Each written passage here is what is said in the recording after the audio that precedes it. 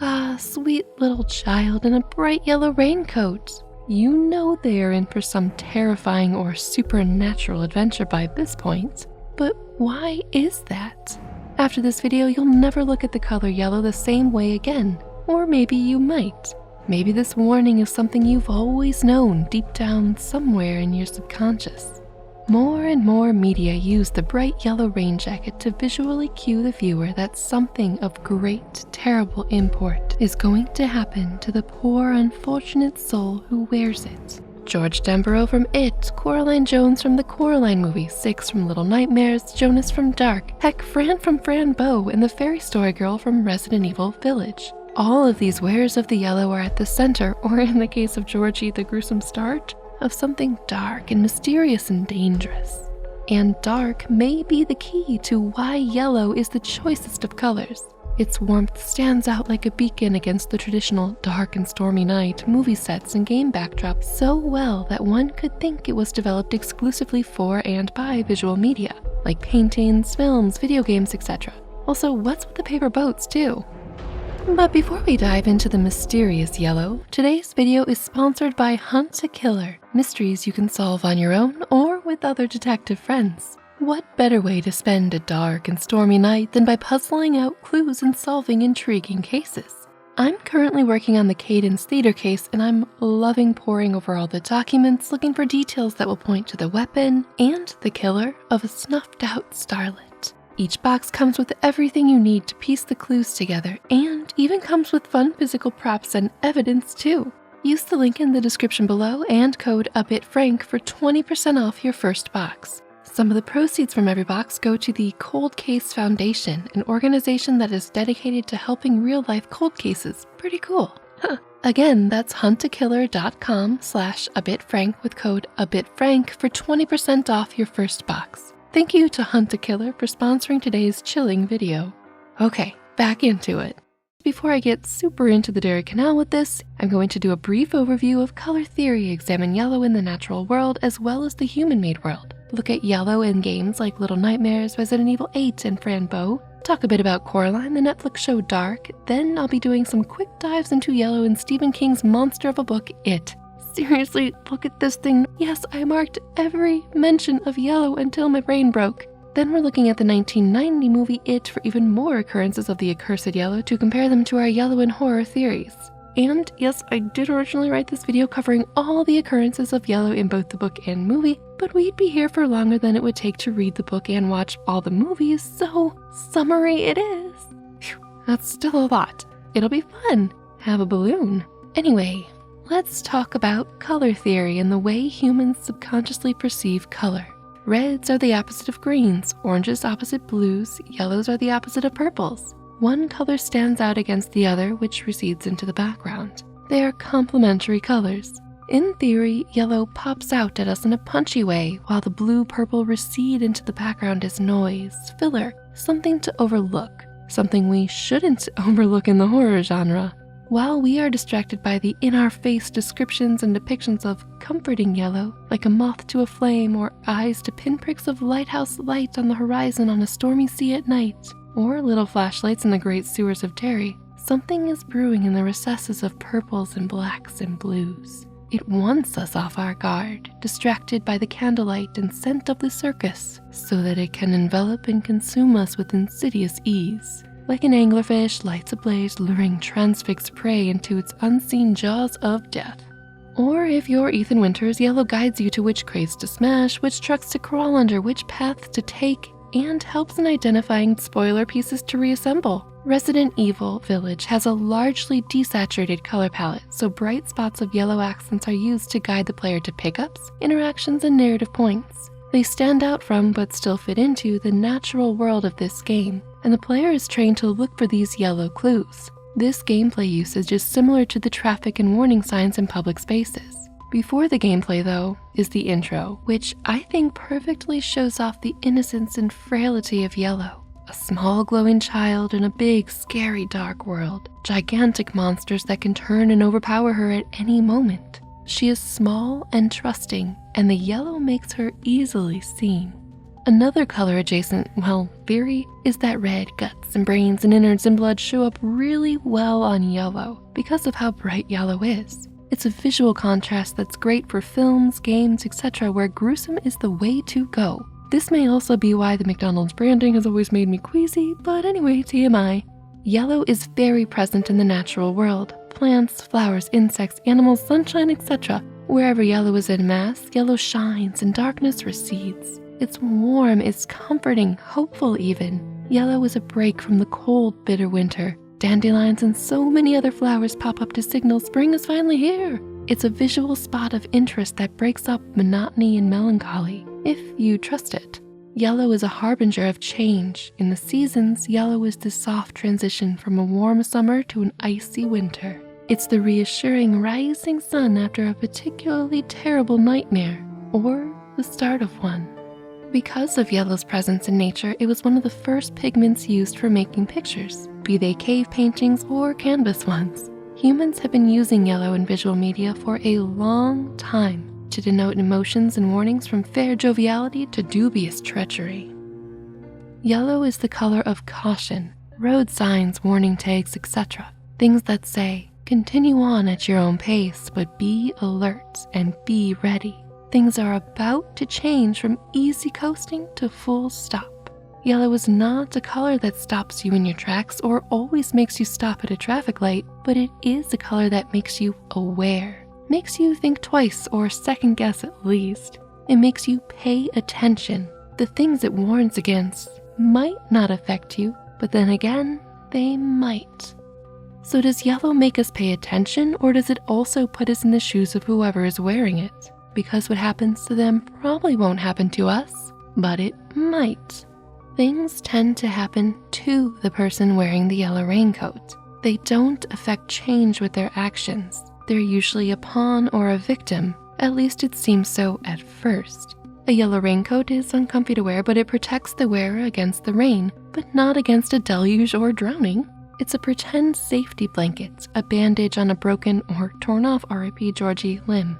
Movie Coraline in her yellow gear doesn't seek out the web of the other mother. The other mother marks her and makes it possible for her to find her way to the other world through the doll, which is also wearing the yellow jacket and which is also not in the book. But a doll is in the It movie adaptation. Is this a nod to It?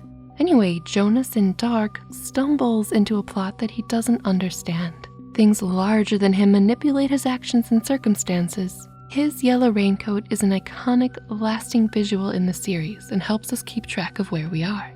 6 in the video game Little Nightmares cannot directly confront their captors or take them down at first. They have to use the environment to effect changes. They climb, dodge, avoid until something shifts. Fran Bow from the video game Fran Bow, spoilers, who wears a bright yellow dress, has been manipulated into doing terrible things by a being from another plane. Her interaction with the video game world is point and click. We only know of her previous gruesome acts through the story. In It, Yellow Rain Slicker George Denborough meets a gruesome end.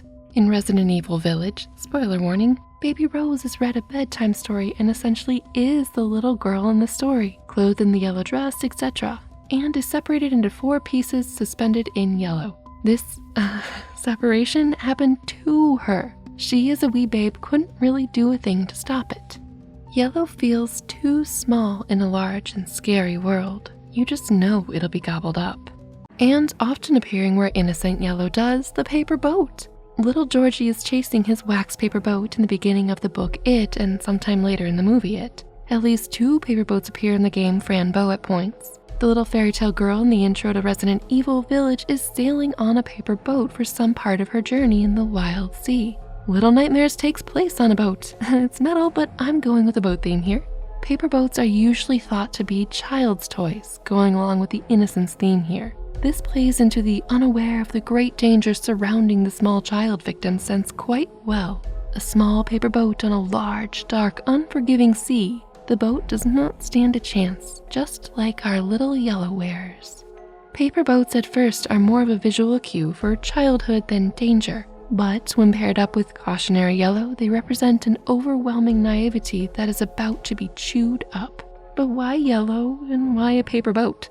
Some speculate that these two things go hand in hand for different reasons. Well, for reasons you'd exactly expect given how brightly the color yellow stands out against the dark and stormy nights and seas. Fishermen at sea, in boats, fighting the storms, would often wear brighter rain slickers to be seen in the water if something were to happen to them or their vessels. Practical, and oddly still chilling?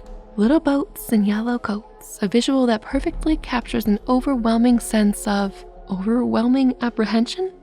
Yellow appears quite a bit in spooky visual media, but of course, many times the stories and books behind the movies come first, and we can get something a bit different but no less colorful. Is there something about the color yellow that puts us in mind of impending doom, so much so that even written descriptions of it put us subconsciously on edge? Something lodged in our collective psyche? Is its warm color tone so at odds with the dark, scary tone of whatever media we're consuming that it acts as an early alarm bell? What's that all about? So naturally, we're talking about books behind creepy movies. And details tend to get lost in adaptation from book to movie, that's understandable. But there's an interesting detail that both Coraline and It share in their unexpected yellow glow-ups for the screen. In Neil Gaiman's book, Coraline, it's rather interesting that Coraline does not have her iconic yellow raincoat like she does in the movie adaptation. Book Coraline has yellow rain boots with a blue hooded jacket and a red scarf. All of her written bright primary colors contrast with the written descriptions of the dreary, rainy, misty world she lives in. Maybe she's written outside the yellow jacket trope for a reason, to put the reader off guard of coded yellow-only color hints. Kinda neat that the movie kept most of her colors but rearranged them to suit the visual storytelling. Blue hair makes Coraline stand out as different as much as her unusual name does, even without the yellow rain jacket. It does seem as though the movie Coraline got more than a few of its visual clues, like the yellow raincoat and even the circus scene with the popcorn and the candy, which are not in the Coraline book, from the book It instead, where the soon-to-be victims can smell the sweet smells and hear the merry jingling sounds of the circus before they lose all their senses to the darkness. It's also interesting that in the 1990 movie adaptation of King's It, Pennywise is in a yellow suit. In the book, the clown is wearing a silvery suit with big orange buttons. Is this another case of visual media changing the character traits to be more in line with the visual yellow, caution, danger language? I have a theory on this old Pennywise near the end of the video, so stay tuned. But of course, at the very start of Stephen King's book, It, yellow is already making an unnerving appearance. The unfortunate George Denborough does wear a yellow jacket as he chases his wax paper boat along the flooded streets of Derry, Maine. It's on page 1 of the book. A small boy in a yellow slicker and red galoshes ran cheerfully along beside the newspaper boat. Yellow, innocence playing in puddles and rainways after a miserable flood. Yellow, a standout color against the gloomy gray of the storm that caused the flooding. Yellow, a marker that the wearer is about to meet a horrible fate. The paper boat also helps to give the innocent, unsuspecting vibe that is used in many other scary stories from this point on. Only a few pages later, after we get some backstory, George has followed his boat to the storm drain where there were yellow eyes in there. The sort of thing he had always imagined but never actually seen down in the basement. These yellow eyes are a warning, a peaking of caution, and one of the last things little Georgie sees in his short lifetime. Yellow, the color of rubber duckies and unsuspecting innocence, really paints a picture for the tragedy that happens only a few paragraphs later. George's shoulders socked against the cement of the curb, and Dave Gardner saw only a small boy in a yellow rain slicker. A small boy who was screaming and writhing in the gutter with muddy water surfing over his face and making his screams sound bubbly. Yellow, standing out amid the mud and the water, drawing Dave's and the reader's attention to the unspeakable horror of what is happening to George, because things happen to the wearer of yellow, of course. And also worth noting that the book is way more gruesome than the movie. Anyway, less than a page later, George's little boat is still sailing on, even when poor George is not. For a while it ran neck and neck with a dead chicken that floated with its yellowy reptilian toes pointed at the dripping ceiling. Then, at some junction, the chicken was swept off to the left, while George's boat went straight. The boat survives. The chicken with the yellow feet, like Georgie with the yellow coat, does not. Yellow is gobbled up, whether by it or by the currents, yellow doesn't last. Now, King's book is not visual media, so the color yellow doesn't stand out against the dreary blue-purple flooded background in a literal visual sense, but if you've got a great or decent mind's eye, it would in your visual brain. Maybe King knew this book would be adapted for the big screen and wrote The Yellow Jacket with the movie visuals in mind. The movie almost exactly copies this scene from the book. Or maybe there's more to it than that. Most every occurrence of yellow in this book is followed swiftly by supernatural and spooky happenings. Another of many examples, as young Ben is walking home alone one freezing winter evening, as sundown came, the last of the day, a cold yellowy orange lying on the western horizon, he came to the canal. Yellow makes an appearance, so be warned something supernatural or spooky is lurking a few words away. And as sure as the setting yellow sun, something is indeed lurking.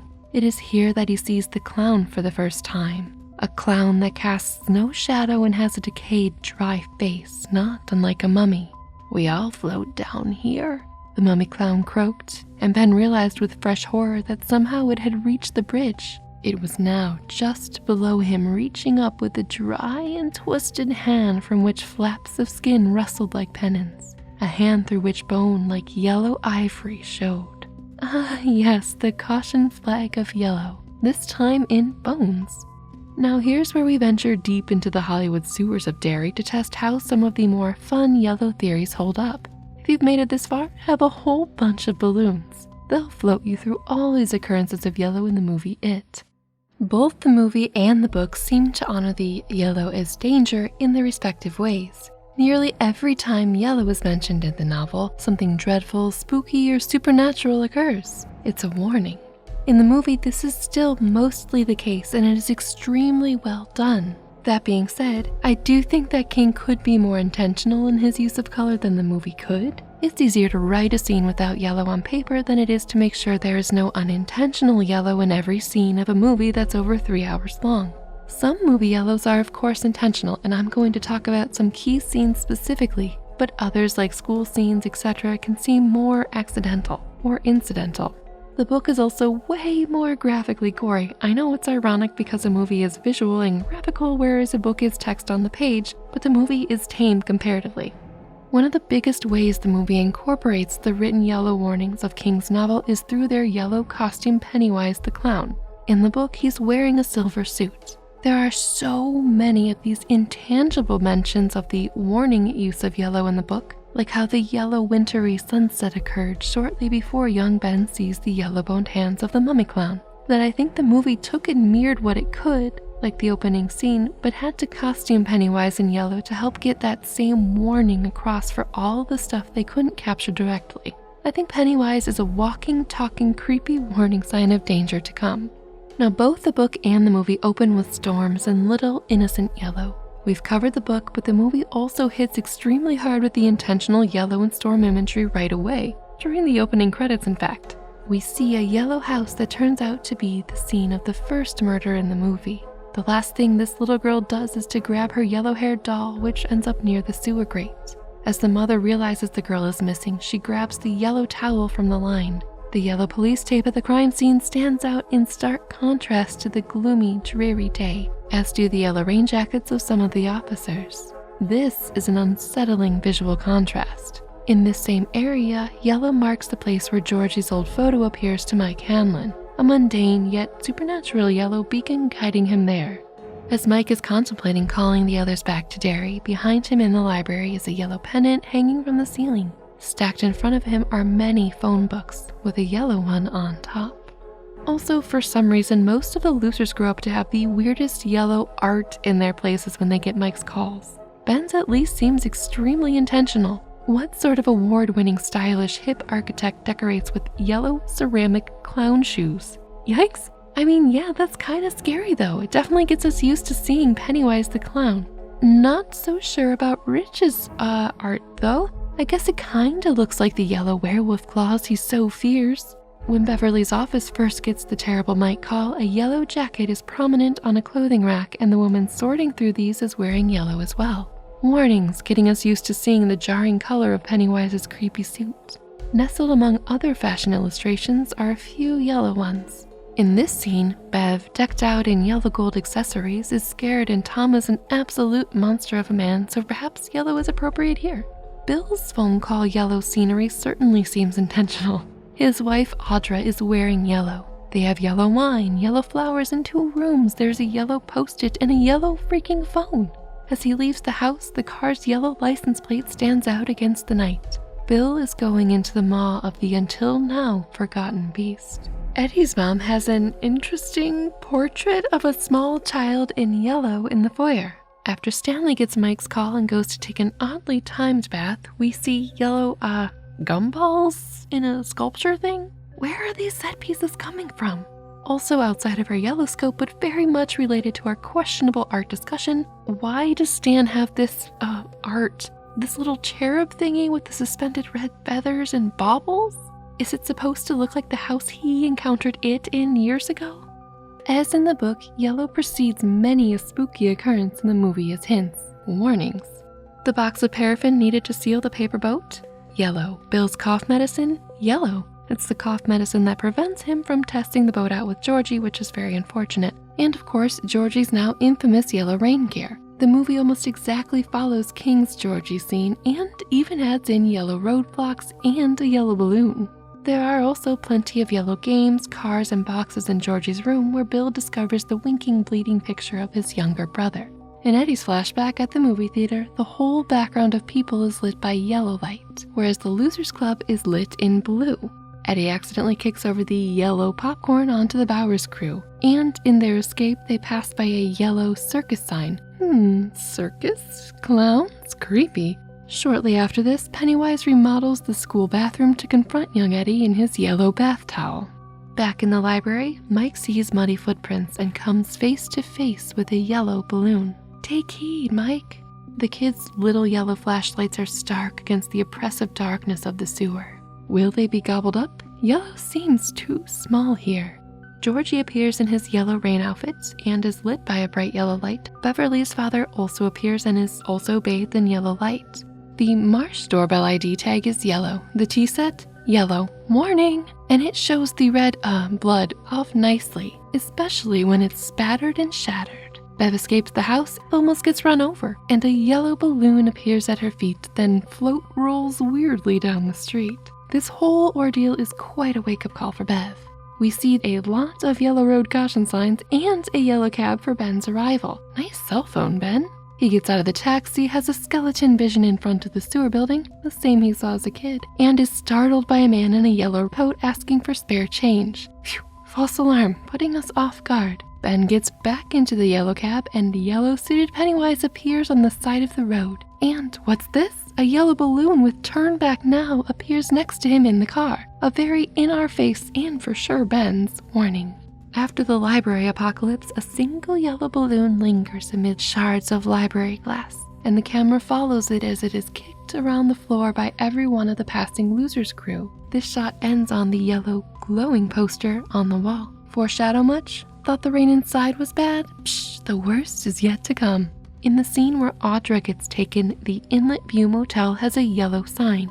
The gas station has yellow flags and yellow flowers and even a yellow-shirted attendant who turns into yellow-suited Pennywise, transfixing Audra.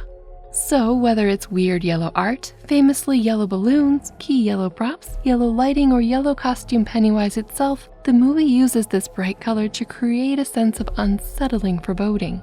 So, was yellow developed by visual media to stand out? Did books inform the visuals, or did each feed off the books and the movies preceding it? Or is yellow something deeper and darker, something lodged in the recesses of our collective subconscious? Is yellow so successful in the horror genre because it's mostly associated with hope, safety, and idealism? And when time after time we get the rug pulled out from under that safe notion, we now expect it whenever we see only a pinprick of yellow against the dark and stormy backdrop, literally, visually, and metaphorically? Do we naturally get on edge because we know it will be overwhelmed by the storm? And, like I said earlier, I did so much research in documenting every occurrence of yellow in It, both the book and the original movie, that it would be a crying shame if it all went to waste. So please do let me know in the comments if you'd like to see even more It lore dives. Thank you, friends and fiends, for tuning in to this creepy video on a color. Seriously, please like, share, and subscribe if this is your thing. I'll see you soon. Stay spooky.